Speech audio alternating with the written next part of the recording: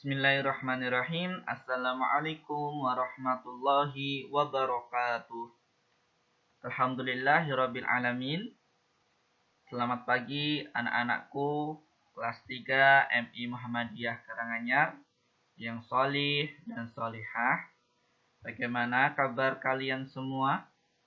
Pak Guru harap semuanya dalam keadaan sehat, baik, dan selalu dalam lindungan Allah Subhanahu wa Ta'ala. Amin. Anak-anakku, pada kesempatan kali ini kita masih dalam bab yang sama, yaitu sholat rawatib, dan akan melanjutkan materi yang belum Pak Guru ajarkan kepada anak-anak. Silahkan disiapkan pemahamannya dan pendengarannya ya. Oke, lanjut. Ya, anak-anakku, pada kesempatan kali ini kita akan melanjutkan yaitu bagaimana tata cara sholat rawatib itu dan apa saja hal-hal yang perlu kita perhatikan ketika akan melaksanakan sholat rawatib. Nah, yang pertama, ketika akan mengerjakan sholat sunnah yang jumlahnya 4 rakaat, itu dilakukan dengan cara 2 rakaat salam, 2 rakaat salam. Jadi, anak-anak, sholat rawatib itu kan ada yang 4 rakaat. Ya. Contohnya apa? Ketika 4 rakaat sebelum sholat duhur. Nah, itu dilakukan tidak langsung 4 rakaat, ya, tapi 2 rakaat salam, kemudian berdiri lagi, mengerjakan 2 rakaat lagi. Seperti itu. Ya.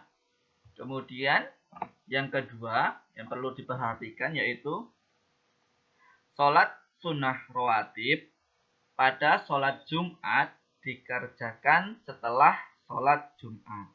Nah, jadi anak-anakku, ketika hari Jumat, ya, ketika sholat Jumat itu tidak ada sholat qobliyah Jumat, tidak ada, ya. Akan tetapi adanya sholat ba'diyah Jumat. Nah, tapi Pak Guru, kenapa kok orang-orang ketika datang ke masjid itu sholat 2 rakaat pada hari Jumat itu namanya sholat sunnah tahiyatul masjid. Jadi bukan sholat sunnah rawatib, ya. Anak-anak perlu memahami itu. Kemudian yang selanjutnya, sebaiknya sholat sunnah itu dilakukan ketika di rumah. Yang mana hal ini tercantum dalam hadis Rasulullah SAW yang artinya, lakukanlah di rumah-rumah kalian dari salat-salat dan jangan jadikan rumah kalian seperti kuburan. Yang dimaksudkan sholat-sholat di sini adalah sholat-sholat sunnah.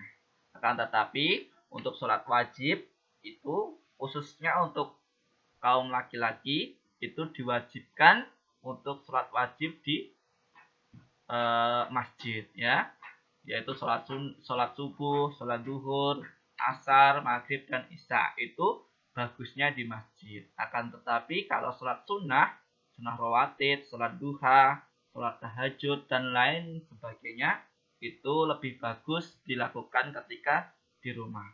Tapi kalau dilakukan di masjid gimana Pak? Nah, itu juga tidak apa-apa, ya. Selanjutnya yaitu menghentikan sholat sunnah ketika sholat fardu dimulai atau ditegakkan. Nah, ini perlu anak-anak perhatikan. Jadi seumpama anak-anak itu mengerjakan sholat qobliyah duhur, nah ternyata anak-anak baru ketika sholat qobliyah itu iqomah sudah dikumandangkan oleh muadzin. Nah, karena sudah iqomat maka sholat duhur mau dilaksanakan. Nah, itu sebaiknya anak-anak itu membatalkan sholat rawatib qobliyah anak-anak, kemudian ikut dengan jamaah sholat duhur. Karena sholat sunnah itu hukumnya sunnah dan sholat duhur itu hukumnya wajib. Seperti itu ya anak-anak. Jadi ketika kita mengerjakan sholat sunnah tapi sholat fardunya sudah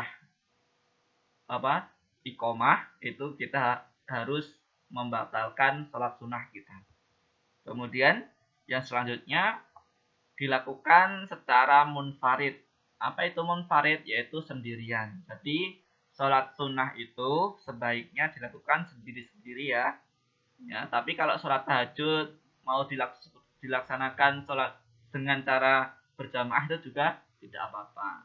Kayak sholat tarawih itu juga di Indonesia dilakukan dengan berjamaah, itu juga tidak apa-apa. Akan tetapi ini lebih baiknya sebenarnya itu dilakukan secara sendirian atau munfarid. Kemudian yang terakhir yang perlu anak perhatikan yaitu ketika akan melakukan sholat sunnah rawatib ba'diyah seumpamanya, itu anak-anak itu sebaiknya zikir terlebih dahulu setelah sholat fardu atau setelah sholat wajib. Jadi setelah sholat wajib tidak langsung mengerjakan sholat rawatib. Tapi apakah boleh ketika sholat fardu sudah selesai langsung mengerjakan sholat rawatib? Itu juga tidak apa-apa. Akan tetapi sebaiknya itu melakukan zikir terlebih dahulu. Karena zikir juga akan mendapatkan pahala yang banyak. Kemudian kita lanjutkan. Selanjutnya yaitu apa toh keutamaan sholat sunnah rawatib itu sehingga kita harus rajin mengerjakannya. Jadi anak-anak, ini ada beberapa keutamaan sholat sunnah rawatib yang akan kita dapatkan ketika kita melakukannya, yaitu yang pertama, orang yang selalu melaksanakan sholat sunnah rawatib, Allah akan mengharamkan baginya api neraka.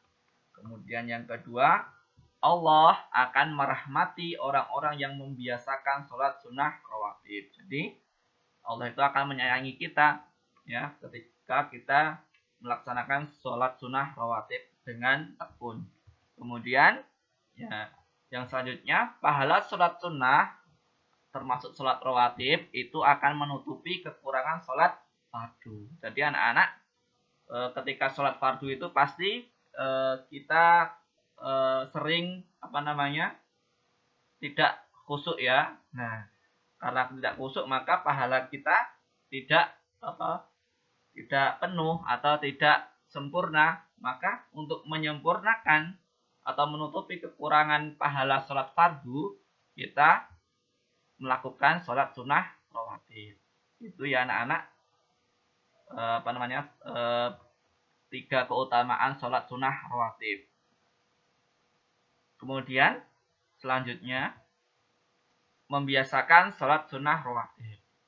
Jadi anak-anak setelah anak-anak mempelajari sholat sunnah rawatib ini, diharapkan anak-anak itu terbiasa melakukan sholat sunnah rawatib ya. Karena ketika anak-anak sudah mengetahui ilmunya, anak-anak itu harus mengerjakannya ya. Jadi untuk menutupi kekurangan pahala sholat fardu yang kita lakukan, sebaiknya kita membiasakan sholat sunnah rawatib dari sekarang. Tujuannya adalah supaya kita terbiasa mengerjakan sholat sunnah itu meskipun hanya 2 rakaat. Seperti itu anak-anak. Semoga anak-anak semuanya paham ya. Jika belum paham nanti bisa ditanyakan lewat WA. Terima kasih. Semoga ilmunya bermanfaat. Pak Guru akhiri. Wassalamualaikum warahmatullahi wabarakatuh.